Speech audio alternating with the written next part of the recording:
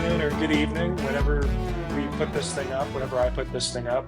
Um, Sorry, I should be more consistent with that recently. Anyway, welcome to We Mortal Coils. We are the four coils. You are the fifth coil. Whoever is listening to this, or several, if there's three people in a room. I don't know if people do that, but welcome. Today we are getting into a kind of a broad question and then a bunch of sub questions in it that kind of go off on a tangent. But I thought this was interesting, so I picked this topic. Oh, actually, Stefan, I think you picked this topic, and then I went, "Wait, I don't want to. I want to do that question." Yep, you And then, stole it. yeah, I But stole this question, and you were very kind and gave it to me, so I took it and ran with it. So the question is, will science study ethics? And then, so it's a question of, will we engage with ethics or morality on a specific like biological level, be able to investigate it beyond the confines of just intuition, like what feels right. Can we do so? And where does that take us? Where exactly are we, if there is such a thing as a fundamental ethic that's written into biology? That sort of thing. With that, I'd love to hear a little bit. Well, Stefan, how are you doing? What's going on? How have you been? I'm in a different seating arrangement than last time. Um, you know, Last time I was in my mom's house, so the internet didn't do well. But Hmm. this time I'm in my house. We finally have a couch, so I'm sitting on that as well. And I'm usually at a desk for this sort of thing. But I think we're gonna have to return to this arrangement because it's too comfortable. But I'm happy to put the question forward, and I'm happy that you took it. Yeah. Well, very nice. Lovely couch. It looks great. Generally speaking, it's going to be comfortable in this thing. So to get started, I thought I'd go around the room really briefly with a very broad question that we can kind of drill into, and then from there, I have some questions that follow afterward. So the first thing, whenever you want to ask, like why or will science study ethics, is what even is ethics? What do we mean by ethics? And I've already started to speak interchangeably with these terms, ethics, morality, and it may very well be that we're thinking of very different things with those things, or maybe those things are synonymous in our heads. But to get started, I'd love to hear, and since Michael, I haven't said hi yet, I thought I'd start with you. Michael, how have you been? And after that, what is ethics? Okay. I've been doing very well. I love living here in Redacted. And yeah, so ethics, oof. It's a way of systematizing how to act in a moral way. So the study of ethics is concerned with really pinning down. It is put bluntly, the expression of the philosopher's neuroticism upon his own morality. Um, so I feel really sad about this, but I don't have it on hand. There is an extremely good quote by Wittgenstein about the nature of ethics and the study of ethics. So I'll source that as someone else picks up this trail, but it's quite good. Yeah. Very good. Well, I kind of want to segue into Bray then. Bray, first off, I love the orange beanie. It matches the Halloween shirt. If only we're October, but nevertheless, it's good to see you. How have you been? Oh, and what is ethics? That's also important. I have been. That is all that I know, or that I be. What is ethics? Ethics to me is the study of why human beings decide what is good or bad, right or wrong. May encompass a little bit more than that, but I have to imagine that's pretty much the core of it, is what the motivation is for deciding what something is good or bad, right or wrong, yay or nay, sacred or not. So that's okay. I kind of want to push a little bit now, start pushing y'all a little bit and ask, so do you think it's actually possible for science, like, to actually investigate this on a so it's so broad to say, can science study this? Because if you want to look at it from a social sciences point of view, and that's just uh, essentially measuring and looking at the way humans engage with one another and see like quantifiably what they do and what they don't. Um, but to get kind of more into it, do you think you can actually look here and line up and do like a theoretical analysis of the way the brain acts and functions in a space? Do you think it's possible for us to study morality and to study ethics? Like, do you think, I mean, based on the definition you just provided, do you think it's likely that we'll find ourselves having some sort of stable uh, method of approaching and explaining what ethics is and what morality is? This is going to be an awful answer. Just taking the lead here. Maybe. And the reason I say that is because, without sort of shoving this off into a discussion about whether or not there's objective morality or not, which I'm pretty sure we've done an episode on before. I think you can study. So I wrote some, like I literally wrote that question. I was like, what can be studied scientifically about ethics? And then I thought, well, what are we really trying to do by doing that? Trying to give the best explanation for why a certain perhaps culture acts a certain way. Because to me, it seems like you could very easily, from like an anthropological perspective, look at early civilizations that performed ritualistic sacrifice, and you can point all the pieces together to understand why, perhaps material offerings or organic life or even people were sacrificed in a way to appease, whether it was some sort of, spiritual being or religious figure or icon. You can connect the dots on those and study that scientifically and really, in my opinion, say we think the best explanation for why this was a practice was that they believed that they were going to, bring about, a rainstorm or something if this was, a sacrifice or something. But I understand that can be kind of wishy-washy when you get into more like, why did, I don't know, I feel like it's going to vary depending on the case by case. Yeah, so I feel like we're kind of touching on, I mean, I immediately think of the Aztecs. That might be what you were thinking of as well. I want to press on this a little bit, then I'll move on and hear what you have to say. Then I'll move on to Stefan. Um, so, so when you speak of to do this, like bring upon a rainstorm, let's say, like to carve out someone's heart, and like to toss someone's head down a column of stairs. The whole idea is to bring about the rain. I can't help when I hear that to think that there's some sort of we do this in order to do that, but there's almost an idea there present within the whole notion that we're doing this in order to do that.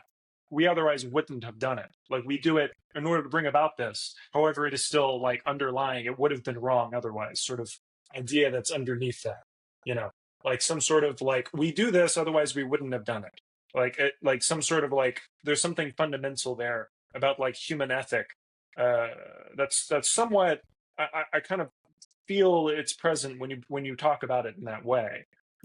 We do this to do that. It's necessary, but but if you accept necessity aside, there's some sort of fundamental ethic that's underneath. It almost feels like. Maybe, but I think that's going to be, again, like I said, it's going to vary on a case by case basis because that could be in part hindsight of us and our modern morality, looking back and going, well, surely these people couldn't have woken up every day and said, oops, time for the daily sacrifice, and never had like a, like, Reason. what am I doing? Like, we're really about to just go lop somebody's head off, or we're really going to go sacrifice half the town's cattle, or we're really going to, everybody's going to pay, do something that we would consider abnormal.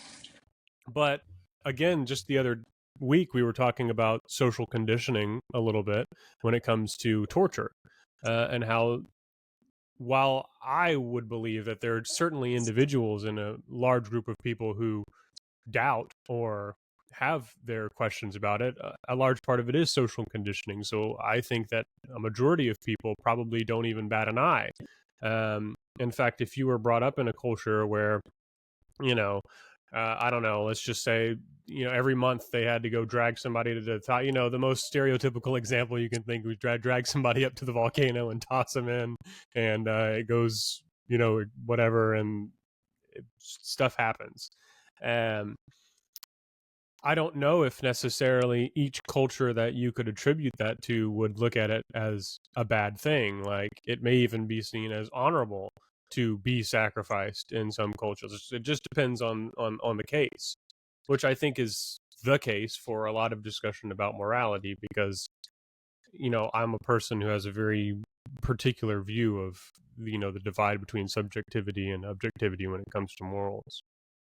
So for the audience, you're kind of just to like bring them in to a couple episodes past. We have talked about morality previously. You're kind of a subjective morality person. It changes. It's based in somewhere in the ego, where exactly morality is. Everybody's got their own goal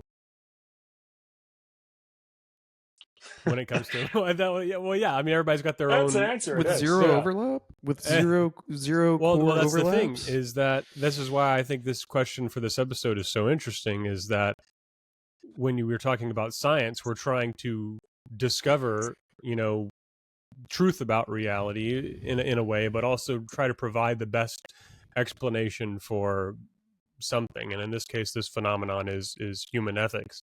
And when I argue about morality, I always argue from the foundation of human well-being, and I argue sort of presuppositionally almost that everybody on the planet is concerned, everybody alive, let's put it that way, is in a way concerned about their own well-being, and at the very least eating every day, drinking every day, and sleeping every day, because without those you will not be alive. And that's sort of the basis from which I build all of my arguments. And so if there is an overlap, even if that's not the direct goal, I think everybody subconsciously, or whatever word you want to input there, does act in a way that satisfies those needs. So okay, so I like your. Bray, what about the chaste? Like, even, I mean, really, what about those who fast? I mean, so Trevor, but they have to eat at some point, right? Well, that's true, but Not if what I'm they're, trying to say is that there are many people who have died on the basis of their beliefs and for no other reason. Oh, sure. I think, yeah. So I think part of this, I kind of like where Bray's thinking, and I kind of want to back it up a little bit. I think insofar as you believe that something is a continuation of these things, you could bring upon something into fruition, even though if you speak in our sense, like the point of view that I would have, for example, of someone who would sacrifice themselves to the sun god, they would still, like, if they believed that by being sacrificed to the sun god, they would become the sun god for tomorrow, and then like they get to be the sun god for an entire day, and then they sacrifice somebody else for the next day. Like, if you believe that, then you can do things that you and I and Michael or Bray would believe, like, no, you're just dying. But this person may very well believe that this is synonymous with their survival in a sense, Right. whether it be food or water, sleep or safety. Like, they can be made to believe that this is an aspect of that same thing. As strange as it sounds, as contrary to opinion as it may be, it could very well be that some people evaluate reality differently. And in that, it sounds like it's an unfalsifiable. There's another goal that has usurped the goal of human well-being in that situation, or co-opted it in a way such that a sacrifice on one part is a gain in another. But not everybody on the planet subscribes to that particular belief that leads to somebody jumping into the volcano to become the sun god, or whatever, or in which sense I would argue from my moral system, not to make this an episode on my particular morals, but I would argue that what the majority of people on the planet do have in common is a concern for their own well-being. And so we use that to unify people in the best way possible. Again, speaking however we possibly could scientifically, to make an argument that the best moral system might be one in which we make the foundation the flourishing of human well-being and satisfying of those basic needs, which is where you can find a lot of my political stance from. So I want to mention one thing, like just a sentence, and then I'll kind of want to hear what Stefan has to say about this whole question. So really briefly, I just want to stand against my own point of view really briefly. What I said a second ago about humans thinking that something can be a continuation of their life, like thinking, hey, I'll get 72 virgins if I only kill these so and so many people, and in a suicide of some sort. Those people exist, but I want to say that there are, strangely enough, like atheistic groups that still do suicide bombings. Like those people, strangely enough, exist. I think there's like one, I forget, I don't want to get this wrong, but if a terrorist group that's primarily atheist, secular, communist that is in India, and they do have cases of suicide bombers that are inside their organization. Even though they're atheistic primarily, they believe that there's no life after death, they still have people who would commit suicide for their cause. So I think that there are strange exceptions to this. Some sort of maybe identification with the nation or the group to such an extent exactly. that makes you I think that's a gene level thing, Trevor. So gene level, yeah. I mean, to talk about it a little bit more.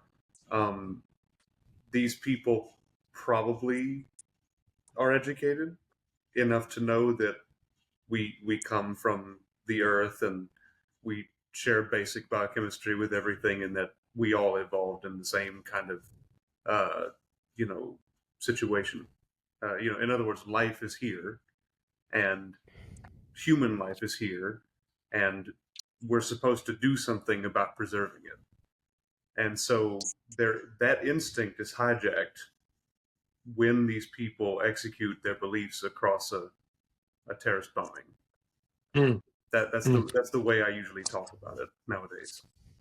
See, so to kind of there's a presupposition in there that their bombing is ineffective or out of a incorrect it's extremely effective. stance. No one said suicide bombing wasn't effective. It actually sometimes it's not. Well, of course, sometimes it's not. But you know what I mean? Like, depending on the situation, the timing, etc. I mean, they believe that they are very effective. Or at least they had to beforehand. Yeah. I can think of at least one example in the United States that was incredibly effective. I'm kind of curious. I kind of want to press you on which one that is. However, like Stefan, I wanted to continue off of this stream of thought to finish off our introduction here, and just okay. So you look at it primarily like in episodes. We can kind of dig at your nuance very often. You look at it from that gene level, and I want to press you a little bit on this and ask, so we see all this activity. You often look at it from the gene level. I want to see what you think. Can science actually study morality and study ethics in some actual inquisitive result producing sense? Well, so first I'd like to tell the audience a little bit about where this came from. So, of course, as I've mentioned for these past few episodes, I got done reading End of Faith by Sam Harris, okay? And for those of us who have never heard Sam Harris talk or read what he has to say, Sam Harris took up the charge in his book End of Faith and he kind of posited that ethics will be studied by science, and by the time you're done reading that, you're probably if anyone read that, by the end of him talking, they would be totally convinced that it was going to be studied. Okay. But then it's our responsibility, both the readers and ours, to then step back and say, well, let me actually talk about this, actually think about it. And so that's where this episode comes from, is instead of just kind of assuming that Sam Harris is right by virtue of him being Sam Harris, let's talk about it. Okay? So that's where we're at. And so I thought to myself, what are ethics? Trevor asked that question. I'm kind of, I'm very good with the definition we have so far. We brought up beliefs. That was a big part of what Sam Harris was talking about. We kind of just let it surface on its own. I'm happy to see that we're all on the same page. And so, I think we can all agree that a belief is something that is held as true by the believer or useful by the believer. And so I also want to add something a little bit different on top of the definition we already have. Ethics could also be moral principles about how our own behavior influences others' behavior. Okay, so we can make moral statements about, about how to behave towards, people, but then we also have to add into ethics, I believe, or at least I feel like this is what I was missing a few years ago, and what I feel like people could still be missing, that you have to consider the way that your initial behavior will have a secondary or even tertiary effect out there and beyond.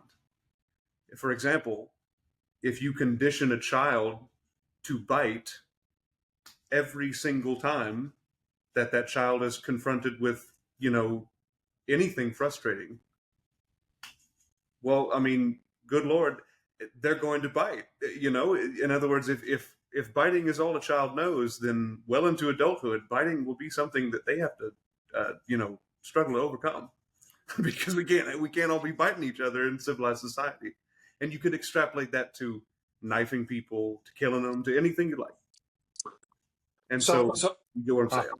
That is Yeah. the prisoner's dilemma of being a human being with other human beings in the room. So I think we can intertwine a couple ideas here in one brief conversation, because I think what Bray was saying earlier was really interesting, and I think engages with this on a really important level, like in terms of society or politics. So like Bray, you spoke earlier about you want to do what's good for your own survival, what's good for your food, water, shelter, survival, that. And that's something that I think you can see and record and just notice about anywhere you go throughout civilization, even the Aztecs, even and especially today. And I think what makes that interesting when we say well, something's good for my survival. Michael said earlier, well, we don't overlap at all. That was one point that Michael had raised. And something there too, Trevor. I don't mean to interrupt, but I know you want this from me. So there is a big part of me that says we should stop saying our own survival, because it's not about our individual survival. Our genes do not program us for that task. They program us for the task of preserving the gene and for preserving, shall we say, the species. And, there are people, and myself included, it makes sense to me intuitively that, like we said earlier, when people do extreme actions that would maybe appear out of the norm, in terms of it's like, I'm probably going to not make it, but my family is going to make it, or members of my species are going to make right. it. That can be manipulated all the time, and it is manipulated all the time. And we have to consider. Sure. So one little bit here, just to finish that one thought, and then I want to pass it off to Michael. We haven't. I want to hear what you have to think about this conversation so far. But I was going to say, so Bray, you spoke from a very individual basis. What do I, a man who fears death, and fears starvation and requires sleep desperately, that sort of thing. What do I have to gain, or where am I, and why do I do things such that it would help everyone else around me, or why are we in this situation now, where we do act with that golden rule? I think we've all been kind of playing around with this idea, but without actually addressing it. This golden rule of do unto others what you would do for yourself, that thing which feels almost fundamental, or is a huge aspect of what makes any civilization. I think it was Confucius that essentially had said it, and then of course Jesus says it, and the rest. And I think part of it is fundamentally an individualistic morality, even though it sounds necessarily communal, or necessarily for the group. Because if you want to survive, I think, and create and have a society, an sufficiently advanced society to take care of these needs on a very serious and well done level, like what you can see in in just civilization right now. I think the golden rule is almost a principle which is borne out necessarily through several thousand years of people living with one another. If you want to have a society that is able to accompany and have all these humans survive, even though it may be so, Bray, you could be correct that there is this individualism of our morality. We do things in order that we may survive. It is so that if we are going to really get what we want on an individual basis, we have to be communal. Like it's required for the individual to exist and have those things that they want. They have to think in terms of the others, of all of us in one cohort. It can't just be one. If you want to truly survive as one, you need to think in terms of the many for civilization. Like it's a necessity for civilized man or civilized humans.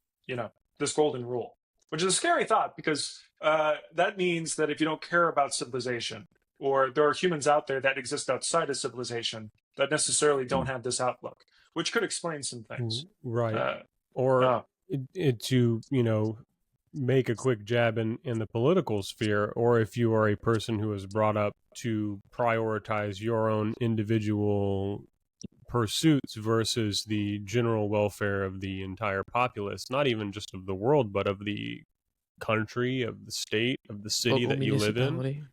Yeah. This is something that baffles me, and I do think it's part of the American culture that we've developed over at least the last 50 years, probably, especially. But this sort of very I was literally just reading about this. I've got a book every time. This is the book, The Big Myth. It's about why we trust private corporations more than we do the government, which, barring all criticism of the government, to use my God card there, is technically where human beings come together to make decisions that affect everybody communally, as opposed to a private business. And so that's just one thing that's always kind of nagged at me, is that, a lot of people in the United States in particular are far more concerned with their own individual. I don't want my taxes going to somebody else's doctor visit, or I don't want my hard-earned dollars going to trans the youth, or, some kind of any number of different complaints. And I'm not saying everything needs to be communally done, but I think that things, especially like those basic things, food, water, shelter, very much likely healthcare, etc., we benefit from taking care of each other. Well, I do think you addressed my question, and like a socialist, as anticipated, so very good. So really quickly, I'd like to freeze that a little bit, and I'd like to dig in a little bit to this whole, to this follow-up question I have in our itinerary of thoughts. I wanted to explore different nuances, like civilizational nuance to what morality means, because I had this thought when I was setting up this list of how there could very well be, and I think you can see it. You can see it if you just take a cursory glance through history. What it means to be moral, like what is just, what is justice, what is it to be a good society, is fundamentally different. So this is kind of to attack like that one point that we had in the first 5 minutes of this episode.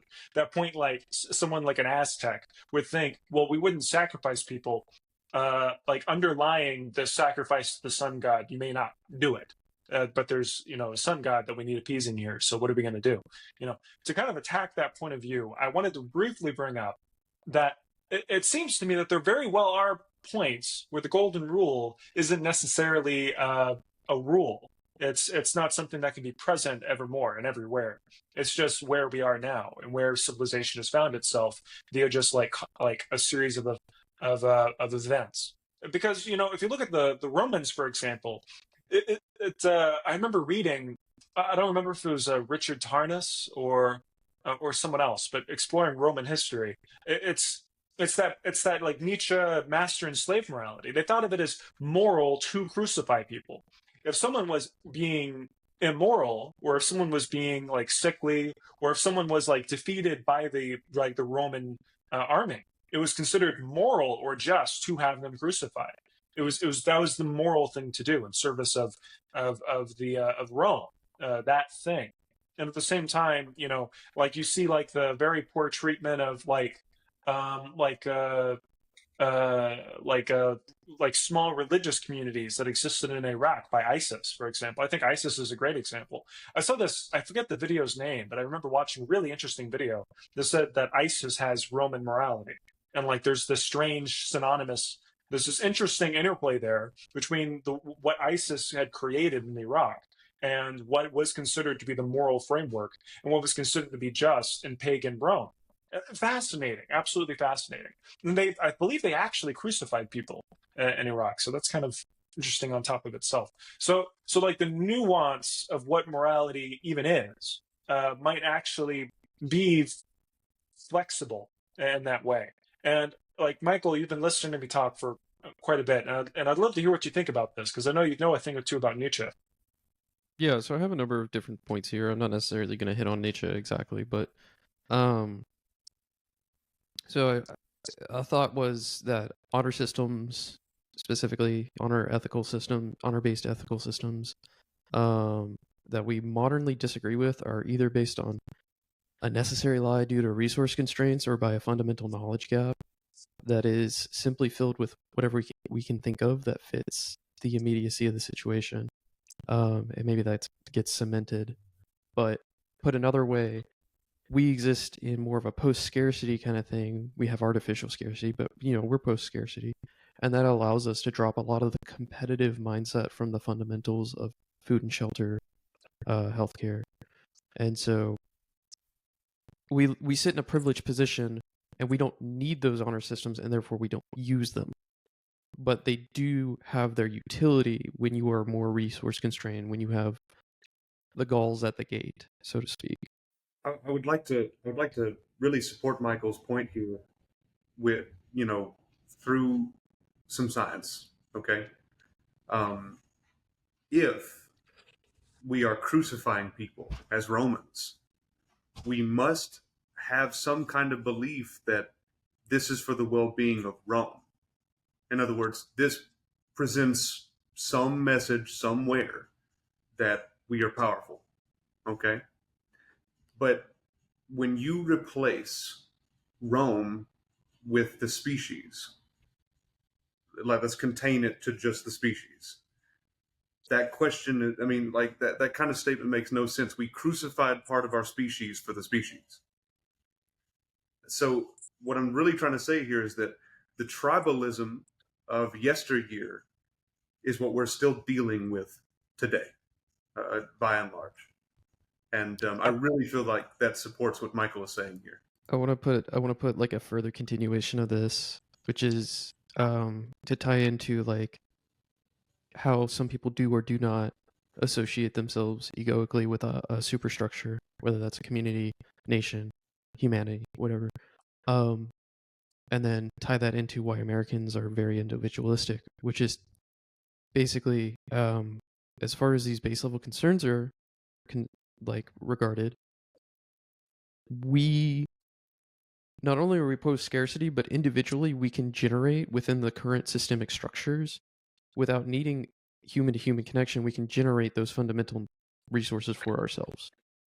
And so that disincentivizes pretty heavily the apes together strong, or like the association with the larger group, because you don't need to, not for what you are concerned about. So I kind of want to continue this line of thought down a potentially dark line, but nevertheless, I think it might be interesting. So there's this old. It may not even be true, but I think it's really chewy, and a lot of like people that aren't even interested in philosophy have heard it. This old phrase that you're gonna laugh when I say it, but you see it all the time online right now. Strong men make good times. Good times make weak men.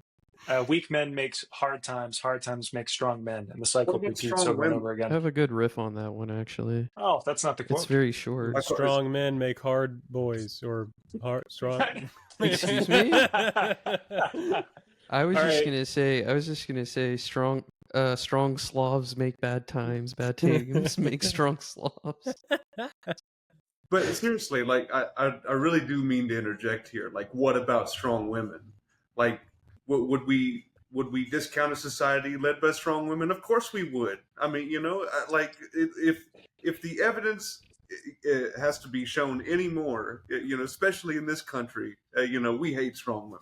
I Hate it. personally would not mind being raised by an Amazonian tribe of strong women and being like the one, like the Romulus or the Remus, All like the right, raised by All right. wolves. Whatever, keep it in like your those strong pants. women that occupied that planet that had all those twink husbands. Like, you know what I'm talking about? Oh yeah, in Star Trek. Yeah, I remember that. That was like season 1 See, like, Bring, of yeah, bring TNG. over right. Yeah. here, This death is by this is snoo a snoo. this is a perennial this is a perennial Uh, dream right here. very Uh-huh. good. All right, all Very right, all right, lib all right. left dream. Very good. Well, okay, so that whole like point aside, just to briefly explore where my thought was there and see what y'all think. Like the general intuition is, and how this connects to like the changing of like morality, whether you call it like master slave morality or accepting morality versus highly honor bound, strict and vicious morality, let's say, like that difference. Between a morality that we have, I would call it, where everything's based entirely in equality, and making sure everybody gets their chance and making sure that everybody has their rights and etc. So like that morality versus an extremely looking at it from our point of view, extremely capricious, vicious morality, such as like ISIS in Iraq during like the Obama administration, like that sort of morality that crucifies like their very specific interpretation of the Quran, like that like form of morality. So like that difference there. And I want to bring this up, and like that's the color there. And like the general idea that I want to bring in here is first of all like this idea that there are times where you have extreme open and liberal morality, and then you also have times where you have extremely and perhaps that is created by goodness and wealth and prosperity. Like prosperous times lead to that sort of morality, and then you have this other morality that is extremely capricious and like just wipes out. Like if there are any homosexual, if there are any gay people, LGBT people, they're just wiped out. If there's anybody that steps out of line in terms of what is socially acceptable, wiped out. If you are don't follow the religion, wiped out. If you're not dressed the right way, wiped out. So that capricious society, and we can look at it, and my question is like where the reason why I bring this up is where exactly, and is there an actual like focal point, like Yeah. that is to say that even if society is capricious and perhaps it is caused by a lack of resources, and we could all starve to death tomorrow if we aren't this capricious. Like this capriciousness helps create the stringent society that we might actually survive the famine. So if that is true, if like that is society, if that is true, maybe it isn't, you can press me on that. um could it very well, is it so that our morality, our equality morality, is always right even in that capricious society? Or is it that the morality is so flexible, is so the capricious versus the equal morality is so flexible, and like all of that, like there is no one fundamental ethic. It's just that it's all based on the nuance of your time and your place. And even if you are a person that lives in like 2000, what is it, 2009 Iraq, and like in an ISIS controlled stronghold, like is that morality something, is that morality just what it is? And it's not as if they're doing something wrong. It's as if it's just the settled times, the way that society is at that moment. Do you understand? Like, does that make sense? So, I mean, I personally feel like I've already answered the question. In that if people, in their extreme vanity, believe that their, particular tribal beliefs are more important than, what we know to be true, then we will end up with these outcomes. Okay. So, for example, we were talking about human sacrifice earlier, and I mean, there's a very easy and general way of why it went out of style, in a lot of ways, in a lot of places, and in different geographies and so on, blah blah blah. Um, if we do not sacrifice somebody, the sun will not come up. Is a testable hypothesis. So let's not try it one day and see what happens. I mean, we might doom us all, or it could keep coming, and So, sure it does. And so so what I'm Stefan, saying is that whenever our beliefs hijack our sensibilities towards our species, we run into these exact problems. I think that if there's a cycle to be found in history, it's probably made up by humans and it's not very natural.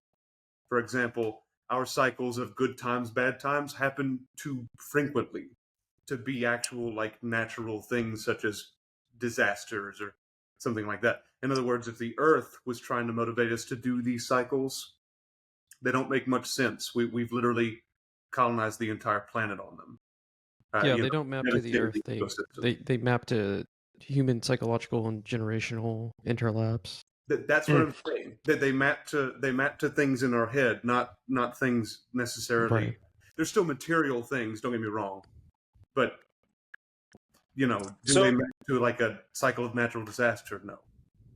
okay. So I want to press on you a little bit to the beginning point here, and I want to hear what you think. So if I understand you correctly, I don't know if you actually addressed this, but this whole point about like a fundamental ethic or a fundamental morality, would you say that like the morality that you and I have is fundamental and is followed up and it reverberates and follows with the central notion that it's all about continuing the genes? Like you're touching on what sounds to me like there is a fundamental morality. Like So and that is what it is. It's let not me say though. it this way. So go ahead, Michael. I'm sorry. It's not though because we can supersede the genes at this point. Like So there are we inclinations, sure but can, go around our genes at great peril. In other words, our genes determined that we were to be one of, if not the most adaptable organism on this planet that is multicellular. And that's why we're everywhere, including, Antarctica, where we have no business being, and so on. But what I'm trying to say here is that, obviously early in our development as ancient people, we would have developed necessarily tribes of people or nations of people that were necessarily divided from each other, like by geography, by mountains, by great swaths of water, by the rising and falling of sea levels, etc. And a lot of our misgivings, a lot of our foibles and problems can be traced back to those, tribal beliefs that have come to hold a place in our head above what we see in our everyday natural life. So to kind of connect it to this, like, how quickly these things seem to like alter and change compared to the actual like fundamental nature of the earth, and that this fluctuates too quickly for it to be something beyond psychology. So I think there is something to that. It's interesting, but at the same time, I think there's still nuance that has to do with the nature of what's around us. So, what am I saying? So, my thought here is, so the Aztecs, I think we go back to them so often because they're just so fascinating.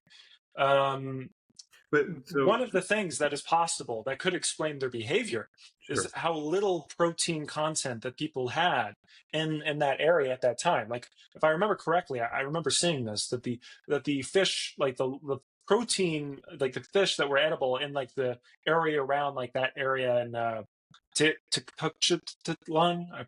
Someone pronounced that correctly. I can.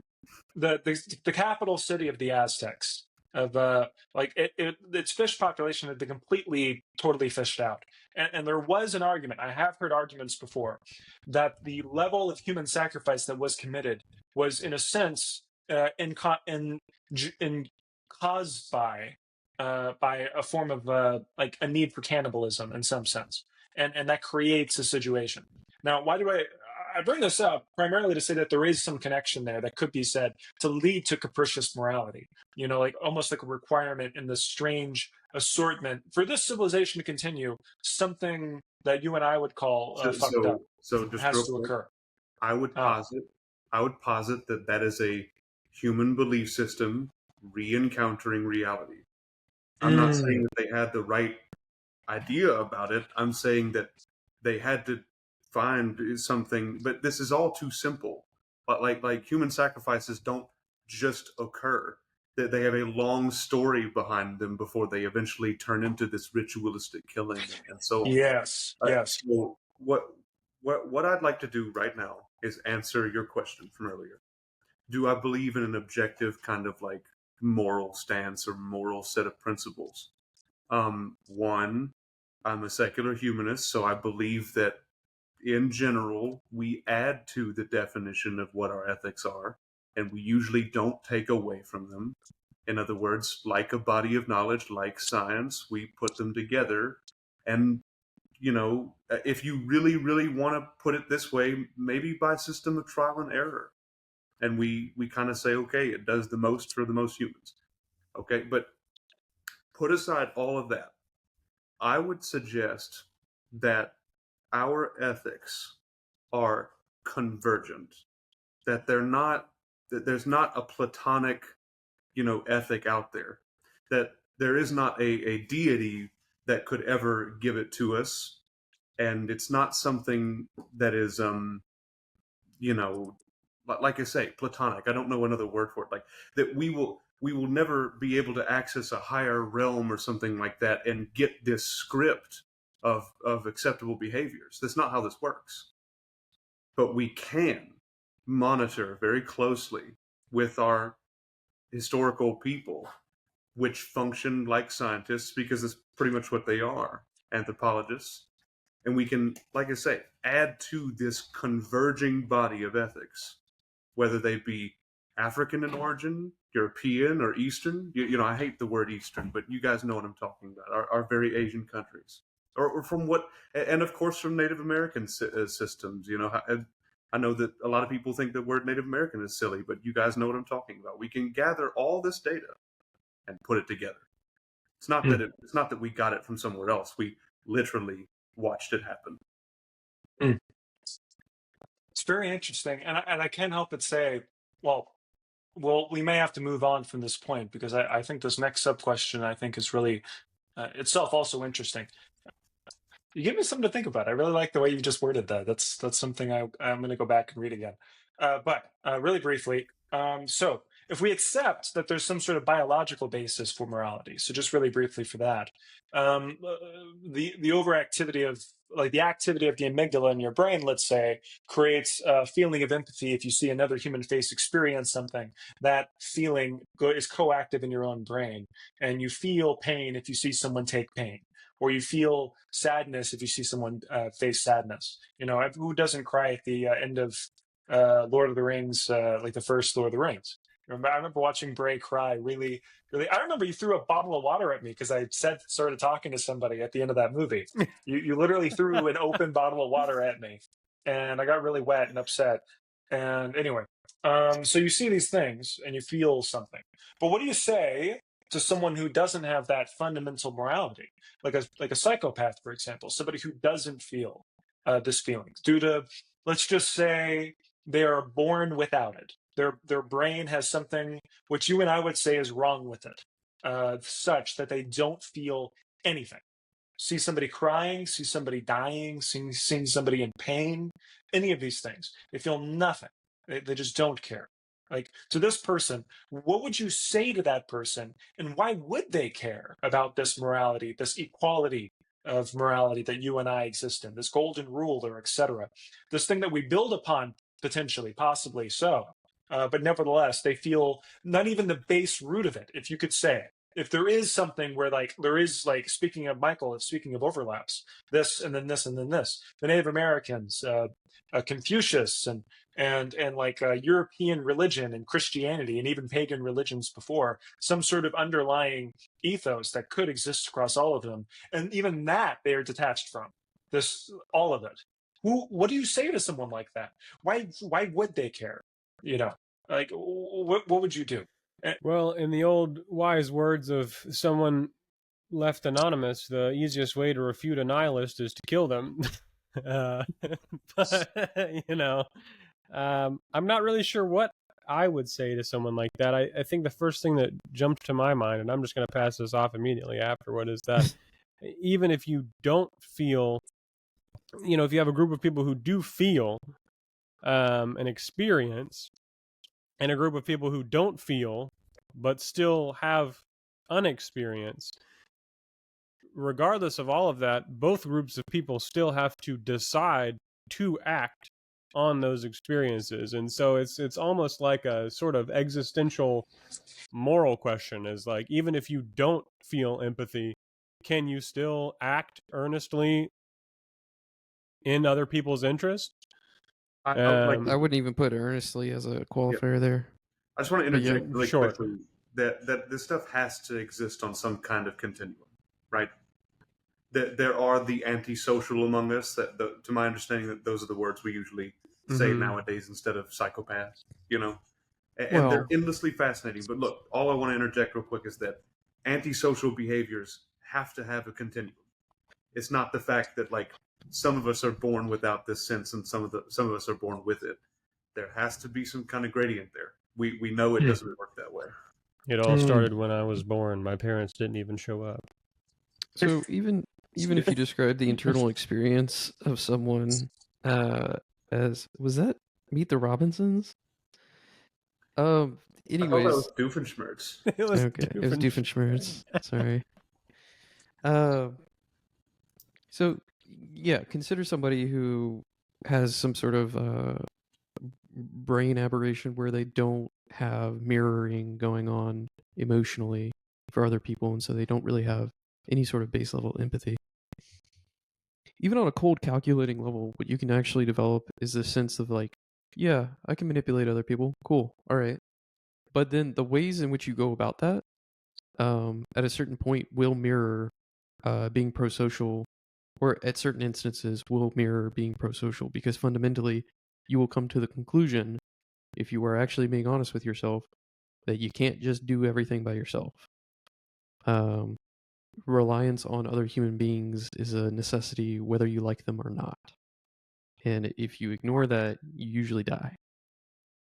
So if we carry Michael's idea here to its logical conclusion, let's say that, and this is completely wrong. Do not take this anywhere, okay?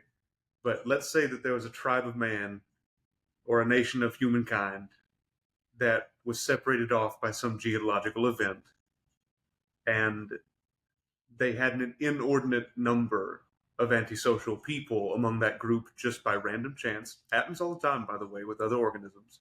We're just putting this much detail into it because we're human. Let's say they had an inordinate number of antisocial people, and one way or the other, their population became more antisocial as a result.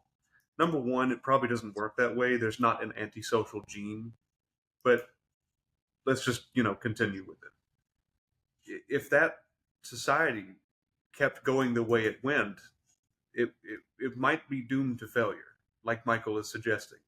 If we breed enough people and teach them that individualism is all that matters, eventually that society might fail. And if you think I'm not talking about America, you're wrong, because we are obsessed with how can I get ahead? Not us, but me, or just me, only me.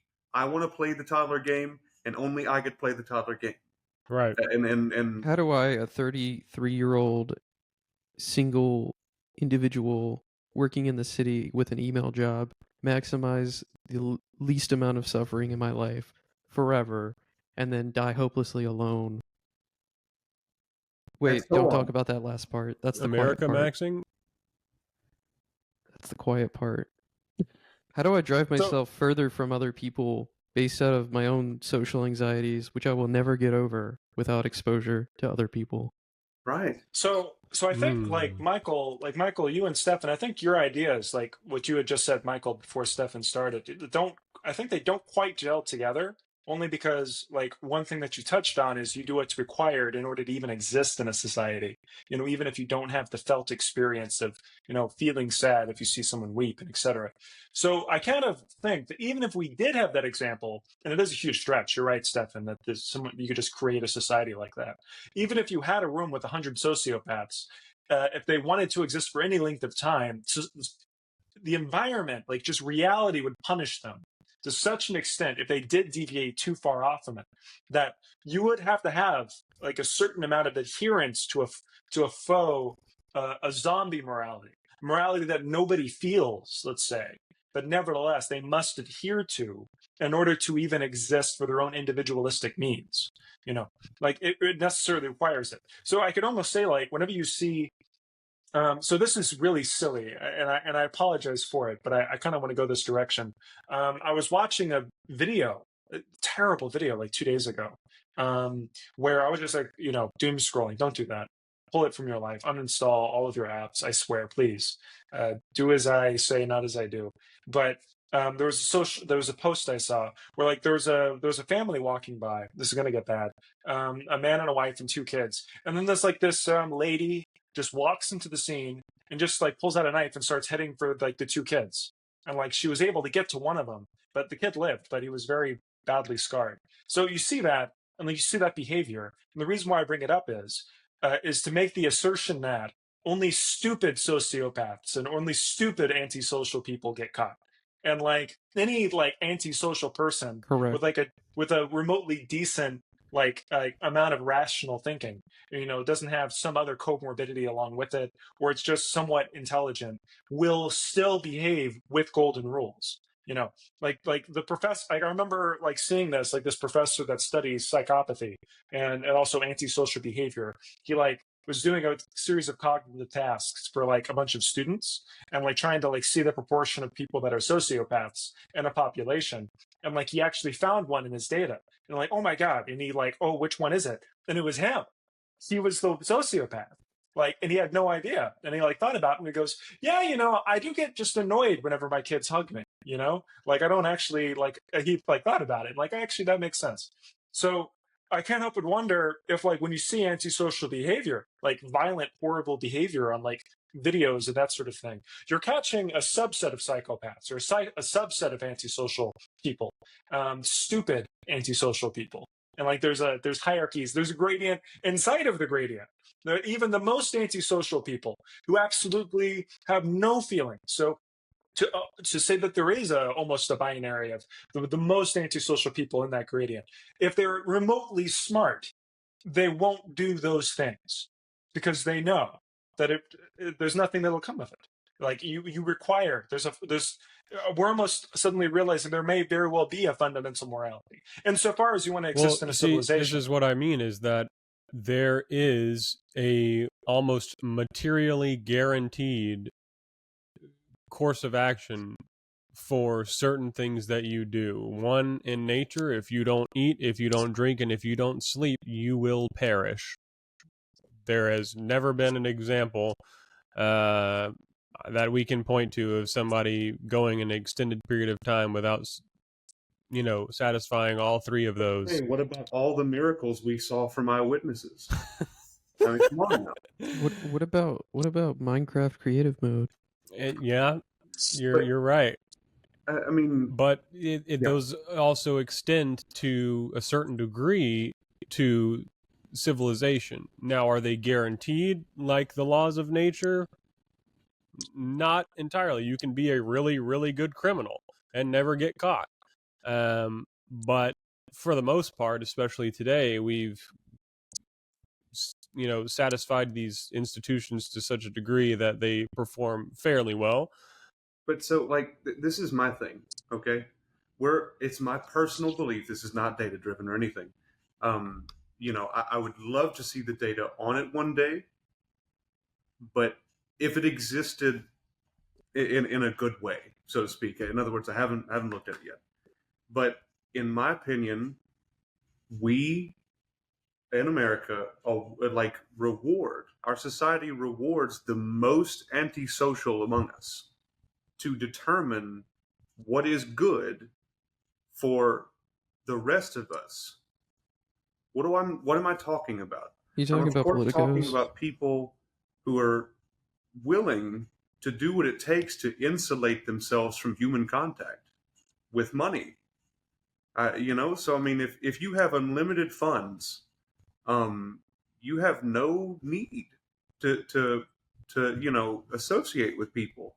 You have no need to empathize with them and so on. And it's the perfect kind of job for the most antisocial among us. And we keep giving them power. This is a lot of what Dune is about. For example, throughout human society, we keep giving these antisocial people the most like power because you guys said it best. We're seeing all the time the ones that are bad at hiding it, or not necessarily bad at hiding it, but just bad at doing, manipulating other people and crime and stuff like that. But what about the ones who are? They find themselves in the most powerful positions in our societies. I was just going to say a thing I think is incredibly ironic just on that subject, not to detract from the moral question too much, is that there does seem to be such a surplus of antisocial behavior today and sort of resentment towards society or a desire to, well, maybe I can become a billionaire and live in my $1 billion house in the middle of somewhere that's secluded with a 15-mile long driveway and never have to see anyone unless I absolutely wanted to. And yet, so much of the everyday life today is absolutely relies upon validation and observation by other people. Like I don't know many people trying to become the one, so to speak, that isn't like hustling and grinding and trying to get as many views or hits or subscribers or such and such as possible in order to reach that goal. Or I know very few, or I know far fewer frugal and what's the word I'm looking for? Non-flamboyant, non-peacocky rich people than I do the opposite. I would find it hard to find examples of people who do genuinely succeed in the current system by virtue of being, withdrawn and isolated and very quietly amassing, pretentious amounts of wealth and then just really never doing anything superfluous with there's it. really only one route to do that, and that's like with like stocks or cryptocurrency. Like you'd have to make some sort of lottery bet in order to amass obscene wealth as an individual without even deigning to connect with other people for instrumental reasons. Yeah, I think we're playing around with the idea of like CEOs with obscene amounts of money, but I think even Jeff Bezos, they're incredibly social individuals. Exactly. Incredibly Yeah, that's exactly social. where I was They going. just don't care about you, but they care about their peers very deeply. Yes. Yeah. Or more or less their social hierarchy, the ones they engage with this machine from which they can generate revenue, and also people that they could potentially network with. Sure. I would real quick. I have just this tiny. I have a potential disagreement with Michael. I won't call it disagreement. Mm-hmm. You said that they were very not pro-social. That's not the word you used, but just social. And I would rebut that with perhaps they're Machiavellian. That they always, these antisocial people always score really high on Machiavellianism or whatever you want to call that. I'm sure there's a much better technical term for it, but we all know what that means. You could just say that their social tendencies are very much just instrumental most of the time, if not all of the time. I feel like transactional. Yeah, you could say that they are obsessed with social hierarchy. Yeah, they're a hungry ghost who's looking after something that's not going to fill in the hole. Yeah. So I think so the thing is it's hard to talk about this in like a true sense because it's hard to generalize to every person who ever had a large amount of money. I think whether it be like, who is it that owns Standard Oil? What's his name? Something something. It You doesn't talking matter. about John D. Rockefeller? Thank you. Yes, I was. So it's hard to put like Rockefeller, Bezos, Musk into a box and say this is what's true about all of them, because Oh, I there's wouldn't do nuance that. here. Yeah, I yeah. wouldn't Well, do that. that's my point. There's nuance here. Like all of these different CEOs, there's different ways that make them tick. It's not that if there was one uniform way to be a CEO, then I think everyone would read that book and study that philosophy and try to become that thing. So I think everyone Or is. or they would sell 1,000,000,000 copies in the hope that you will read it and not know how to do it. Well, if you buy that book, I mean, this is true with stocks. If it was so that if you had this stock, anyone who owned this stock would be rich, then everyone would buy it, and then no one would be rich. It creates the distribution flat lines out once enough people become aware of it. And I think the same is so for CEOs. I think what makes for a good CEO, there are some guidelines, I think, but I think there's too much variance among them to say that there's any one thing you could say that is like a factual statement about all of them. So I think that once again, like Stefan, to bring what you had said a little while ago, there's a gradient to all of these things, and I think they exist along these gradients. So I think that's an important point to bring in when we talk about this. But also speaking about like transactional behavior and all that.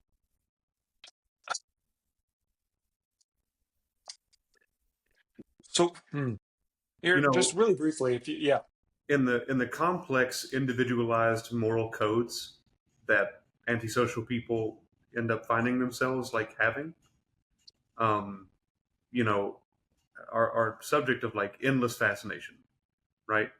So, for example, just because he's one of my favorite characters, to bring up is Hannibal Lecter, right? He eats people not on the basis of their crimes or their, even their fuck ups. I mean, Clarice literally screwed up so many times, according to him, but he ate people who were rude, and so like to say, I mean, like, I don't know. They so still have moral codes. They're just kind of disconnected.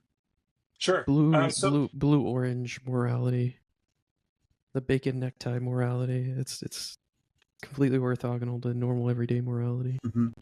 So okay, this is where it gets kind of strange then. And I think we can wrap up, like, I want to wrap up where we currently are thinking with where our thought was earlier, and we could kind of make a conclusion of it if we can. Yeah. And we'll end there. So I want to, where we were earlier was this idea that there's this fundamental ethic that undergirds and underlies like the way that we behave generally. We were starting to really speak to that, I think, a You little said while that, ago. not me. Remember, I Fair said enough. that it was convergent. Converging, yes, and changing and growing. I think might be some good words there. But there was some overlap. It seemed like that is necessary for people who want to. It's built on necessity. If you want to exist in a civilized society, it seems that these things are required. But then we kind of knocked that aside a little bit when we talked about like what we see as woes in our current society, like what happens currently in the United States. We spoke about vapid like individualists who fight viciously to get ahead, and that there seems to be something wrong with them, and yet they succeed.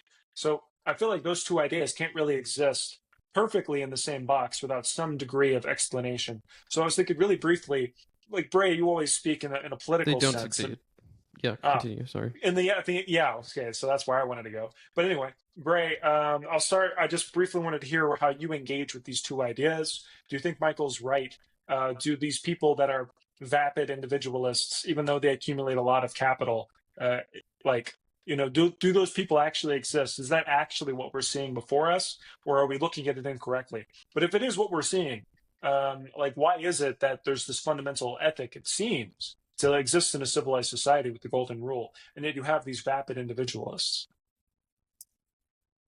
Because we've created a system in which it is incredibly beneficial if you find a way to exploit your fellow man instead of try to prop him up. In fact, it's become more. It is more expedient for you. I mean, ask yourself just off the cuff, off the top of your head, like what would you like out of a good life? And a lot of people will be like, well, I like to own a home, maybe have a family, not have to worry about where my meals or my, stuff is coming from. I'd like to do things that I enjoy, et cetera, maybe travel. and do all of these things. These are very common life goals. But in order to do all of that stuff in today's world, you need money. Money is the grand, interlocutor. It's the thing to get you whatever you want, so to speak. And so we have a culture that is built on money. So instead of, basically the incentive is not to go out and find 15 of your best friends and start a co-op and, sell what was that place in San Francisco or Berkeley, Trevor, the cheese board? Yeah, the cheese board collective. Yeah. That's not the best incentive available. The best incentive available, from my very Marxist opinion, is to find the best way to exploit the things that your fellow man either needs or desperately wants, to force him to give you as much of his money as possible, and then do that for as many people as possible, so that you end up becoming the vacuum into which all of this capital flows. Because remember, there is a limited number of resources and a limited number of capital. And so one of our biggest issues today is that there are a small number of people in our country that continue to rake in all of those things, and they don't spend it at the same rate that they accumulate it. So very slowly, or as some of us are finding more and more quickly, that's all getting shoved to the top, which means that the people at the bottom have far less. But that doesn't matter if you are one of these people down here, as long as you are told that you can be one of these people, so long as you figure out a way to, make the next app or open the next company or et cetera, et cetera. Because none of those are... Is that directly untrue, though? How do you mean? Is it directly untrue that you, as an individual, can or can't participate? That you seem to be begging, like, the question of, can I not participate in the system and better myself? You seem to be implying either A, no, you can't, or B, you could, but you necessarily you'd be morally corrupt. Well, this is the thing, is that I think this is the anxiety that perplexes a lot of people today. Is there's perhaps a want not to participate in a system that seems unjust, unfair, and perhaps immoral. But then there's the stark reality of material conditions, which is that if you don't, what are you going to do? Just fall over and die? And that's kind of the whole same question that exists way before capitalism, way before even mercantilism. Mercantilism so evolved out of that. Right, and then this was something that I had written down earlier, is like, even if, like, we had what was this, the episode last time or something? It was like, even if you were born in the Confederacy and lived in a town that relied upon slave labor, and you went to go fight against it, would still be wrong, but would you be, like, were you, what was it, just, necessary, and legal, or something like that? And that's the conundrum. So, like, I don't know.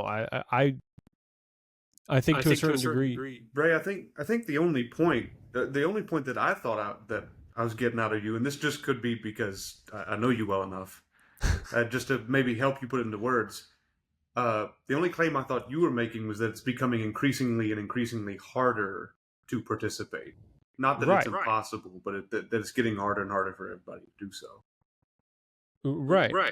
I mean, I want to participate in society. I want to be able to help my fellow man. I want to be able to share resources fairly and things like that, but I don't pull as much weight as other people.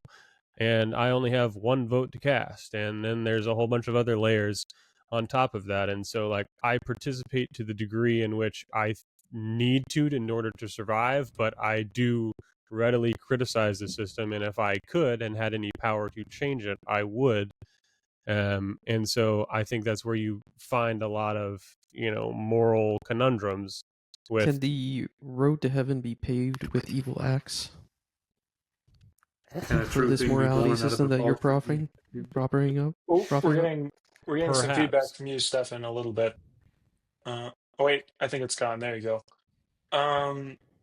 Okay, so sorry, I don't mean to interrupt. That was a No, really I have nice one conclusion final there. quote at the end of the entire episode, so I'm just gonna put that out there. Well, Michael, then please, I think we're getting to that winding moment. So if you'd like to, I think this is a good time.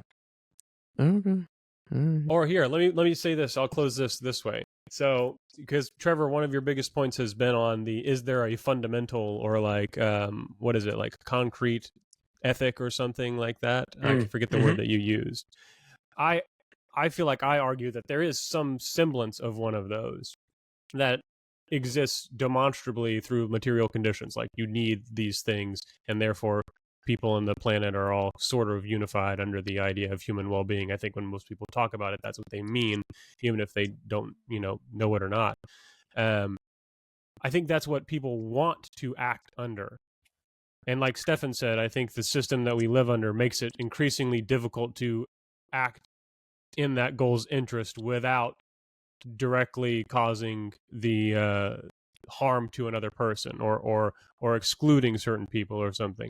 And so the fact that the system exacerbates the difficulty of adhering to this moral system is where the anxiety and anguish comes in, because the system is not based on human well-being. It's based on the production and accumulation of capital.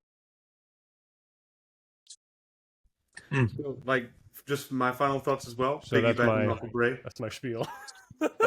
I'm literally just going to continue what Bray was saying right now. I live pretty close to a fire station.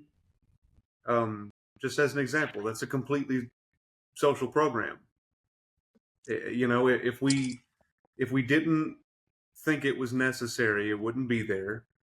And it's increasingly becoming the problem that if we think it's not profitable, it's not going to be there. That's what we're saying.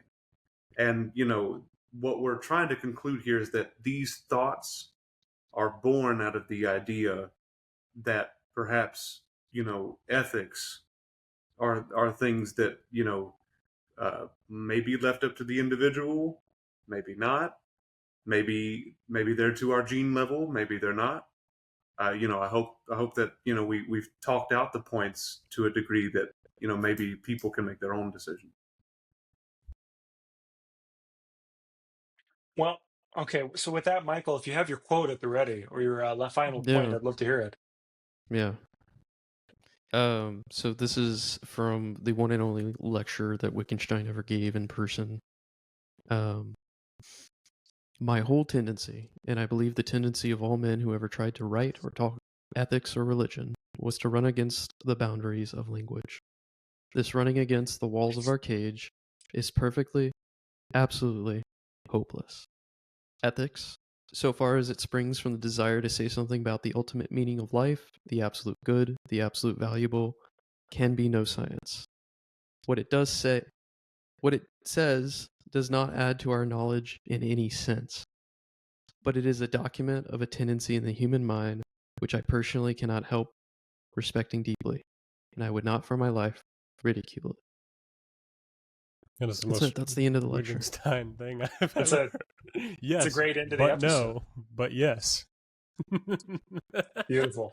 All right. Well, okay. So with that, I'll say thank you for listening. Thank you, Coils, for participating. Looking forward to next week. It should be an interesting one. And that was episode 53. Wonderful. We got this. We're getting this far. 54 will be better than 53. It will be. Always 54. better. Very good. Well, all right. We'll take care of each other and have a wonderful night.